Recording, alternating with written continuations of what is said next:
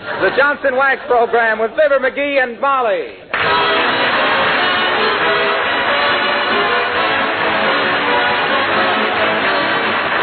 The makers of Johnson's Wax and Johnson's Self-Polishing Glow Coat present Fibber McGee and Molly, written by Don Quinn, with songs by the King's Men and music by Billy Mills. The show opens with Swonderful.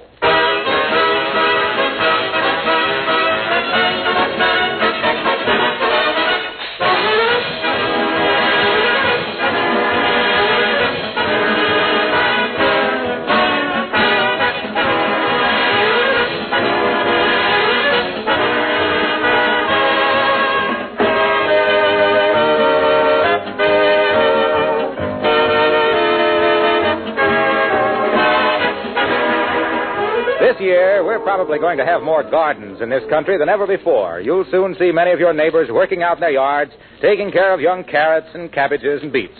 Of course, it's a good idea. It helps the individual family save, and it helps the country conserve. But what has gardening got to do with Johnson's Self-Polishing Glow Coat? Well, I'll tell you. First, if your linoleum floors are protected with Glow Coat, you'll save hours of time during the year, and that time you can very profitably use in your vegetable patch. Glow Coat needs no rubbing or buffing. Self-polishing. You just apply and let dry. Second, when you come in from working in the garden, your feet just might be a little dirty. But if your kitchen floor is protected with Glow Coat, you won't worry a bit. Glow Coat guards the floor against wear, and soiled places are cleaned in a jiffy with a damp cloth. Now, I hope I've made it clear that people with gardens should all use Johnson's Self-Polishing Glow Coat on their floors.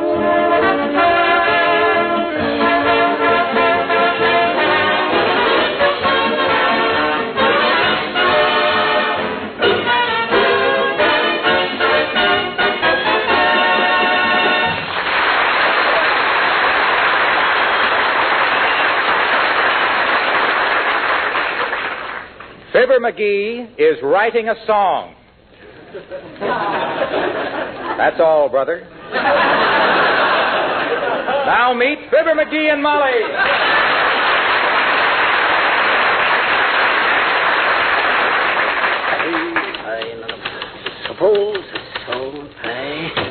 Well, how you doing, dearie? Great. I feel just like Stephen Foster. Only he didn't have a typewriter. Well, that may make you even with Stephen, but I'll bet Foster was faster. What's the name of your corny little cadenza? It ain't corny, and it's got a wonderful title. The Defense Stamp Stomp. Oh.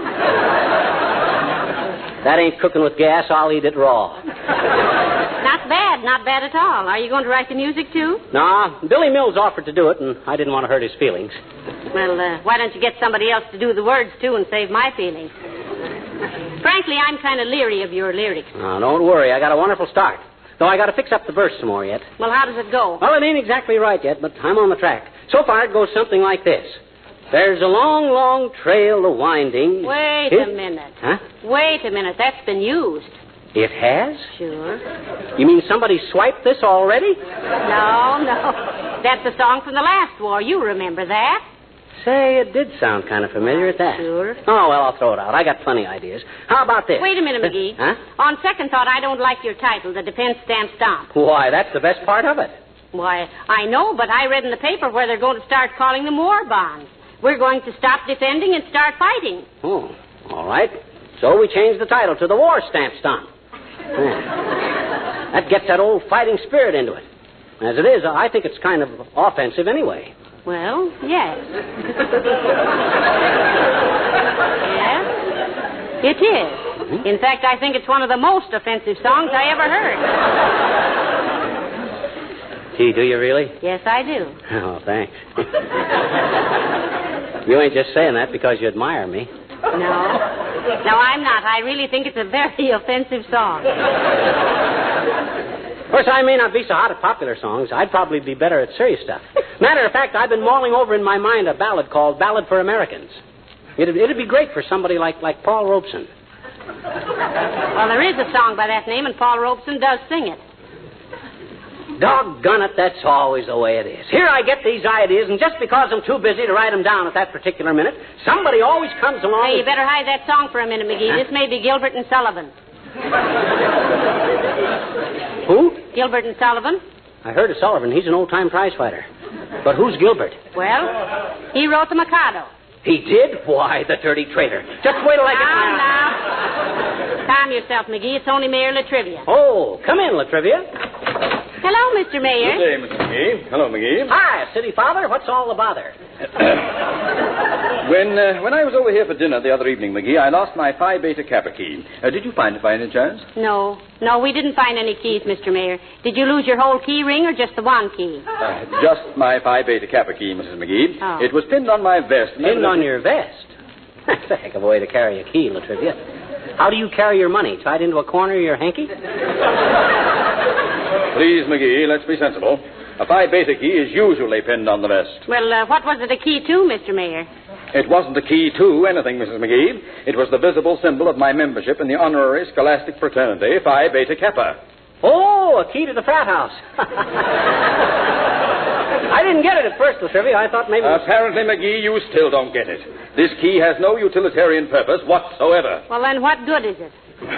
For that matter, what good is that American Legion button your husband is wearing? What do you mean, what good is it, you big lint head? It shows I belong to the Legion. You think I wore it just to keep the wind from blowing through the buttonhole?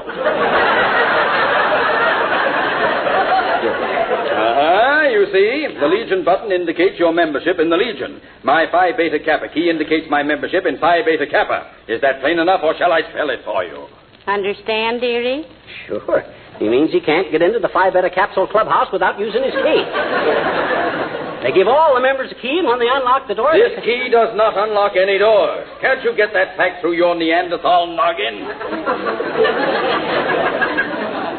My what? Never mind. But please keep an eye out for my key, if you will. It's a small pin about a half an inch in diameter. Oh, you mean that's what the pin looks like that was on the key? That is the key. The key is a pin. Maybe you better make Latrivia a cup of hot tea, Molly. I don't want a cup of tea. I just want to find my key. I mean my hot tea. No, I don't either. Now, let's not all get excited, Mr. Mayor. I'm sure that we'll find your little pin with the key still on it, and when we do... But, Mrs. McGee, there is no key. It's just a pin. They just call it a key. Well, if you got to unpin it every time you want to unlock the clubhouse door... The clubhouse hasn't any door. There isn't any clubhouse. The key doesn't unlock anything because it isn't a key. It's a pin. I just wear it. Why? Because I belong to Phi Beta Kappa. Well, then why don't they give you a little button that says so? Because the symbol of membership... Never mind.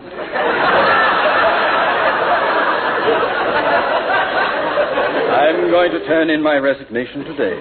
I'm going to join the Elks.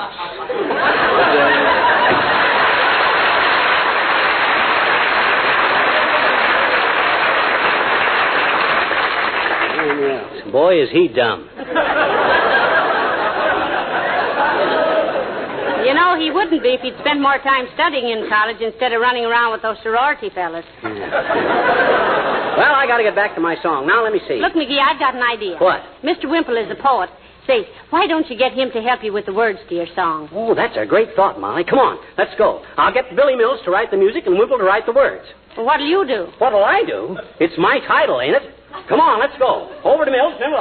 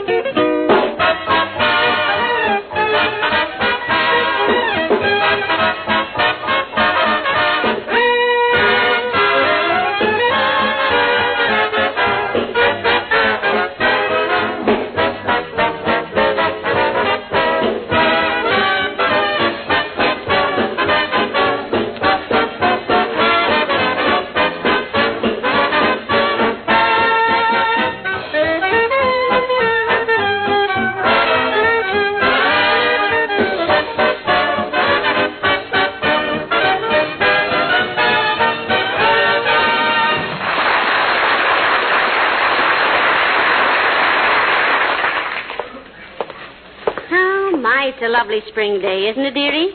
Now, aren't you glad I made you walk? No. I still think we should have hitched up Lily into the sulky and drove over to Billy's house. No, it was too soon after Lillian's lunch. She was taking her nap. All that nag does is eat and sleep. Besides, she's getting too fat, Molly. She's not fat. She's just filling out. Maybe so. But she's the first horse I ever saw with a double chin. Oh, look, McGee, here comes Abigail Uppington. Correction. Lillian is the second horse I ever saw with a double chin. Now, listen, Abigail hasn't got a double chin, McGee. She's just got a loose neck. Loose neck and a tight fist. She's the most... Oh, hello, Abigail, darling. So nice to see you. Oh, how do you do, Mrs. McGee? And Mr. McGee. Hi, Uppy. Say, we don't often see you walking, Abigail. Where's your limousine? Oh, I'm economizing on tires, my dear. Ah, good for you, Uppy. I always was a great walker myself. Why, when I was a kid, I used to walk 9 miles to school every day. Go on. It was only 3 miles, McGee. I know, but they always sent me back home for my arithmetic book. That made 3 trips. Well, what did a future songwriter like you want to waste his time on arithmetic for anyway? Well, that's what I always tried to tell my teacher, Miss Fiditch.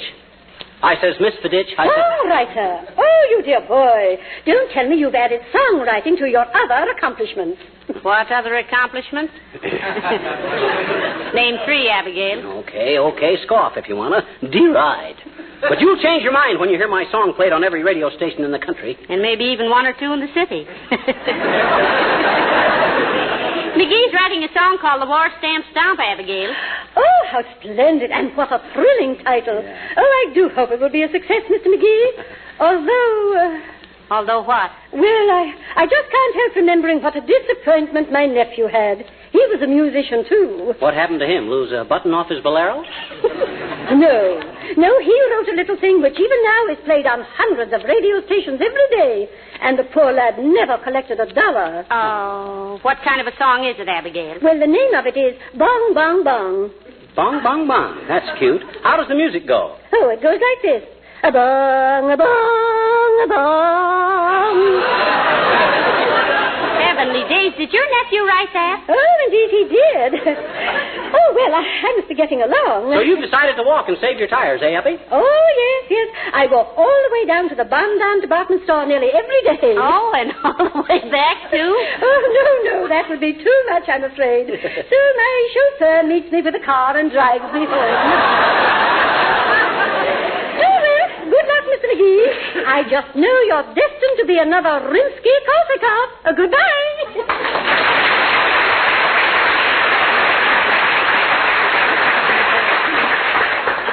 Rimsky-Korsakov. What a chic. What's the matter, McGee? What are you muttering about? You heard what that old moose said, didn't you? Said I was going to be a Ripsky-Korsakov. Well, what is a Ripsky-Korsakov? Well, I think they're a couple of songwriters. They can't amount to much. You never hear any of their stuff in the boxes. Besides, I can't... Well, hello there, folks. Where are you going? Hello, Mr. Wilcox. Hi, Harlow. We're on our way over to Billy Mills' house. I hope he's home. Oh, he is. I saw his galoshes on the front porch. Oh. Well, how do you know they were Billy's? He had them on. You going over there for dinner? No, I'm writing the song, Harlow. Billy's doing the score. Well, what kind of a song is it? Popular? Very, at least with McGee.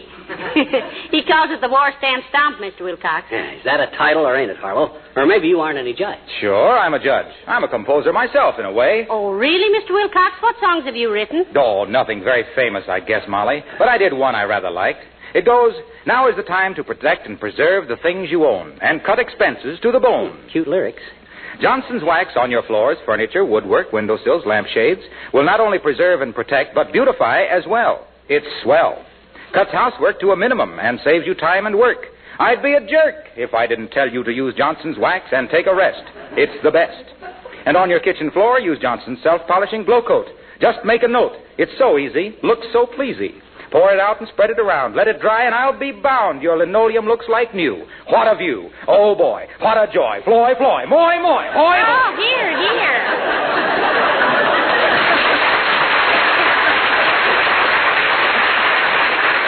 Well, I think we have the idea, Mr. Wilcox. We got an idea of the words, Harlow. Now, how about the tune? No, I don't need one. Just say Johnson's wax to a housewife. That's music to her ears.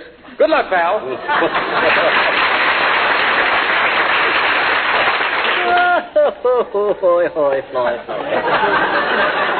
What What a songwriter. Old Jerome Korn himself. Another Minsky-Korsakov.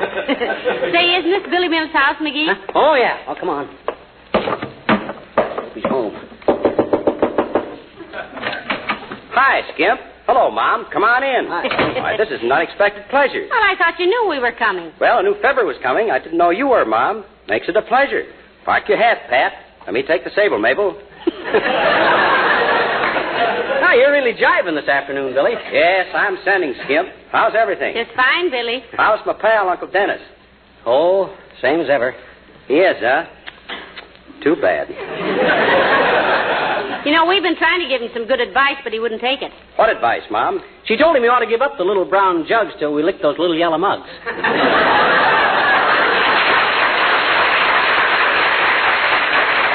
Uncle Dennis. Well, he'd make a great air raid warden. Out all night anyway. Now, listen, you never mind Uncle Dennis. Did you write some music for McGee, Billy? Well, I'm working on it, Mom. Got the manuscript right here. How does it look to you, dearie? Now, let me study it a minute, Molly. You seem kind of doubtful about the opening chord, Billy. What you mean? You got a question mark in front of it. That's a treble clef. Oh, yeah. Treble clef. See this thing here, Molly? Yeah? Treble clef. Wonderful thing to have in a song, too. Some of our best music has got treble clefs in it. Don't tell me. What'll they think of next? Is this finished, Billy? No, I had a little difficulty about the piano. Difficulty? Yes, man from the finance company. I hurt my hand, too. How? Slugged a guy. Who? Man from the finance company. Well, that's tough, Billy. But when do you think you can finish it? I kind of promised the manager of the radio station he could have it at 6 o'clock tonight. I'll have it done, Skimp. How about the lyrics? Well, Mr. Wimple is going to do the lyrics, Mr. Mills. Yeah, and when he gets the words done and you finish the music, Billy, I got a hunch that this is going to be the best song I ever wrote. Hey, that reminds me, I better call Wimple and see how he's getting along. Where's your phone, Billy? You see that brown cord on the floor over there? Yeah? Well, follow that. If there's a lamp on the end of it, try the black cord.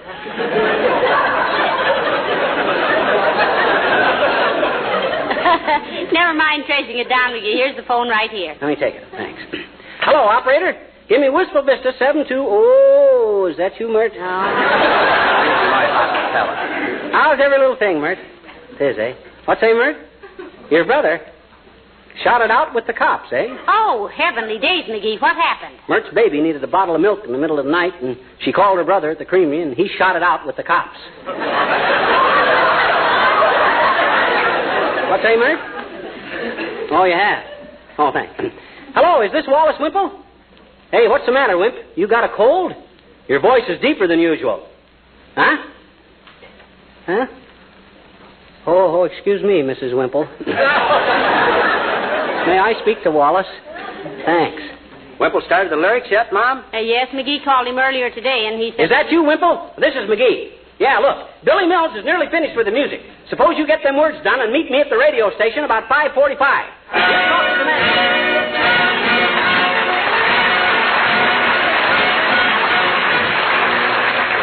The King's Men sing Lanigan's Shillelagh. His name was Timothy Lanigan, he came from County Cork. 'Twas on the 17th of March he landed in New York. The crowds were down to meet the boat, there wasn't room to stand. Sure, and there was Timothy Lanigan, a-looking mighty grand. Oh, he carried his old shillelagh in his hand. Yes, he carried it all the way from Ireland. As he raised his old coffin and sang the wearing of the green. Sure, he carried his old shillelagh in his hand.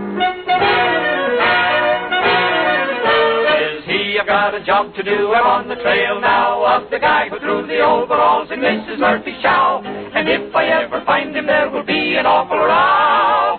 So I carries me old shillelagh in me hand.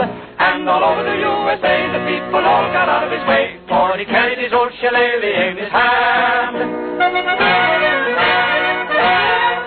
One day while Timothy Lanigan was leaving his hotel, he heard a step behind him and a voice he knew so well. He whirled around to take a look, and there upon the stoop was the man who threw the overalls in Mrs. Murphy's soup.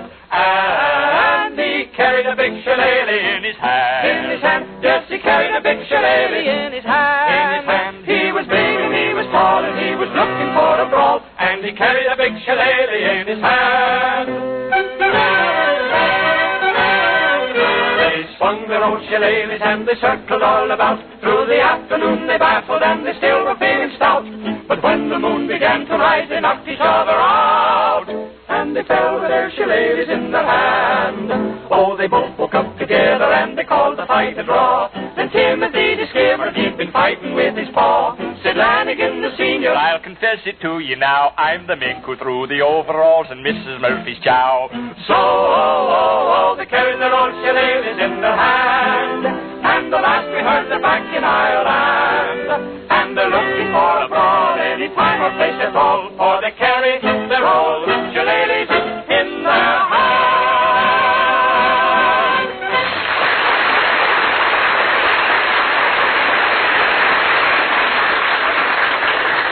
Where did you tell Mr. Wimple you'd meet him, McGee? Right here at the reception desk. Hey, Bud. Yes, sir? I got an appointment to meet a guy here in a few minutes. You mind if we hang around? Oh, not at all, sir.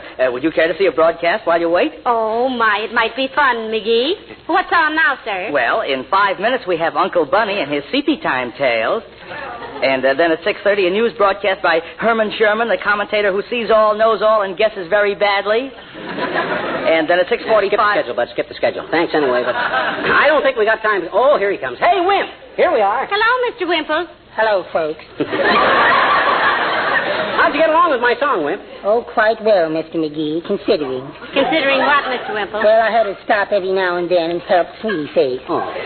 She was practicing the shot put for the police games next month. Practicing the shot put. How could you help her do that? She didn't want to get the floor all dented up, so I had to stand across the room and catch the shot when she threw it. My goodness, the woman is a human cannon. I'd like to send her away to General MacArthur.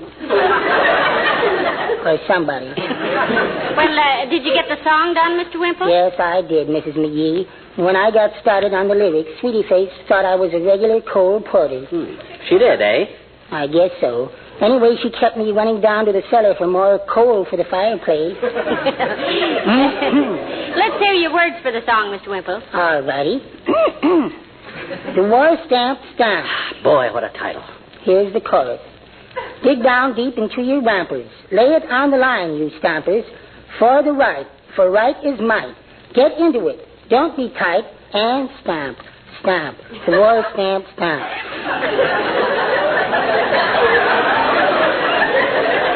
Well, that's very good, Mr. Wimple. That's terrific, Wimp. Much obliged. Now, the second chorus goes, oh, there's men behind the guns to lick the Jappies and the Ities and the Huns. So when you... Hold it, Wimp, hold it. That's great. Much obliged. Now, you wait out here and I'll let you know what happens. Come on, Molly. Where, McGee? I got to show this song to the manager. Hey, Bud, is Mr. Stroats in his office? Just a moment, sir. I'll see. Yes, sir, he is. Whom shall I say wants to see him, sir? Fibber McGee, the songwriter. Tell him it's about that song I wrote that I spoke to him about over the phone. Yes, sir. Extension 867J, please. Mr. Stroats, there's a Mr. McGee here who says... Oh, sir? Well, he's short and heavy-set and... Sir? Oh, but he says he's already spoken to you about... Sir? No, but... Sir? Oh, I'm sorry, sir, but I already told him you were in and he... Sir? Oh, yes, sir. You may go in, Mr. McGee. Mr. Stroats said he was very anxious to see you. Third door to your left. Thanks very much. Hot dog. What did I tell you, Molly? These guys are hungry for new talent. Yeah, that's what the missionary said when the cannibals put the kettle on. I bet they offer me a job on the staff here. Maybe head of the music department. Oh, here we are. Hi, Strozzi, old man. I'm McGee, the songwriter. This is my wife, Molly. How do you do, I'm sure? Good day. McGee, somebody called me earlier today and said that you were the author of the greatest song ever written. That was me, Chief. Now, look. Here's the song. I call it the War Stamp Stomp. Now, just look it over. The War Stamp Stomp. Isn't that a wonderful title? It certainly is. It's an inspiration. That's what it is, Stroats. Just popped into my head one morning and I says to myself, boy, is that a title. Then I get wait a minute, McGee. Do you ever listen to station MEOW? Oh, say, he listens every night. Yeah, that's why I come to you. My favorite radio station. Now, look, Stroats, you publish this on a royalty basis, and What's that? Publish it. Why, you little pirate. Huh? Why, what's the matter? We've been featuring a song called The War Stamp Stomp over this station for 2 weeks. You've been... Oh, that's where I heard it.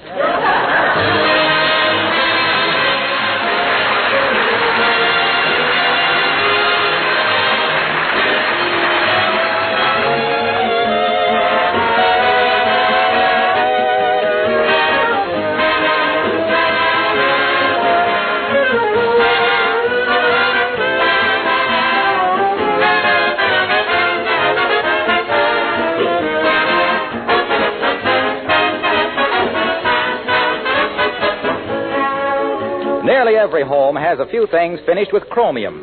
If you think of your own home for a moment, you'll remember those towel bars and perhaps other fixtures in the bathroom and kitchen. Possibly some chromium chairs or tables, not to forget the trim on your automobile. You know, of course, that chromium is scarce at present and should be protected. But do you know the easy, inexpensive way to protect it? Yes, with that same genuine Johnson's wax you use to protect and beautify your floors, furniture, and woodwork. Apply Johnson's wax, either paste, liquid, or cream, the same as you do on wood surfaces. The wax forms a protective shield that guards the chromium against the corrosive action of weather and fingerprints, also against minor scratches. You'll notice, too, how the wax finish adds a soft beauty to the metal itself.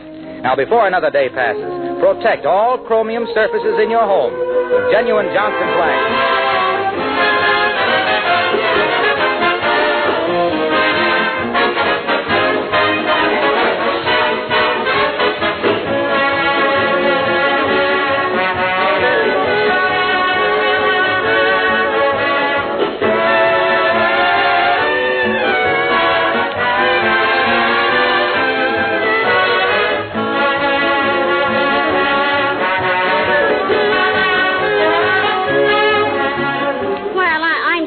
Sorry about your song, McGee.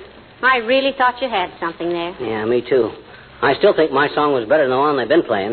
It had more zing, more patriotic oomph. Yes, sir. And I'll bet if you ever published it and everybody started singing it, it would be an awful pain in the neck to Berlin. Berlin, Germany? No, Berlin, Irving. Oh. Good night. Good night, all.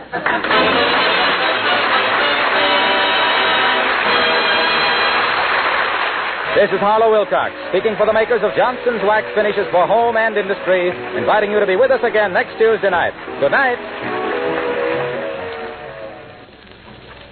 Will you do me a favor? Next time you get into your car, take a critical look at the finish. Doesn't it need a good cleaning and polishing? It's a cinch to do both these jobs now with Johnson's Carnew, because Carnew both cleans and polishes with one application. 2 jobs at once in quick time. You've probably heard people say, your car looks like new when you use Carnew. You'll be saying it yourself first time you use Johnson's Carnew on your car. Carnew is spelled C-A-R-N-U.